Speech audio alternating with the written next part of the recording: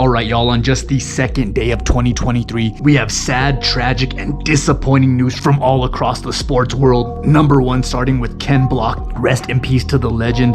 The 55-year-old was on a trip in Utah where he was involved in a snowmobile accident that tragically took his life. Now the report said that he was with others, but at the time of the accident was by himself. Now according to that same report, he was on a very steep hill when the snowmobile he was riding on lost traction and upended itself, landing on top of him. First responders saying Ken Block died at the scene, and just a tremendous loss for the sports world. Just a staple and a visionary of extreme sport. This one is a hard pill to swallow for a lot of people, so I just pray that you would keep his wife and kids in your prayers as they deal with this tragic loss. Now in the saddest news by far on the second day of 2023, we have Bills defensive back Damar Hamlin, who suffered cardiac arrest after a big hit in the Monday night game against the Bengals. But according to Dr. Brian Suderer, whose YouTube page I will link down below, he said initial report looks like the jolt from the hit jumped his heart, causing it to stop and then restart. Now this is extremely rare and only happens when the heart and chest are hit just at the precise moment. Thankfully they were able to restart his heart on the field, but according to other doctors who spoke on this, what it comes down to is the time his body was without oxygen. They did say on the field that they had performed CPR and used the AED machine to resuscitate Hamlin before he was loaded into the ambulance, but there is a 3-minute sweet spot where if you can restart the heart before the 3 minutes, the patient has a better chance of survival. Now we don't know exactly how long Damar Hamlin was out, but they were working on him before he was loaded into the ambulance for 9 minutes. So our prayers and our thoughts are with Damar Hamlin as he goes through this. Also with his friends, his family, and all of his fans who had to watch it live on TV. Now I've seen basketball players go into full cardiac arrest and die on the basketball court, but those are usually heart attacks. This one was not caused by a heart attack, I don't believe. I think it was the actual hit itself, because when he gets up, he looks around and then he falls instantly. It's like his heart was still there. So it wasn't a heart attack that just instantly took him out. He was cognizant of what was happening. He just couldn't stop it. But prayers are with him. He is listed in critical condition. According to some sources, he was not breathing on his own, but he did have a pulse. And we are just waiting for good news to roll out of Cincinnati tonight. So say a prayer for Damar Hamlin, as life is so precious and it can be taken from you in an instant. Now in our third story, we have Dana White, the billionaire uncle we've always wanted. But according to this video and the report at TMZ, him and his wife were involved in an altercation on New Year's. And he did come out and say on his Instagram that he apologized and that there is no excuse for what happened.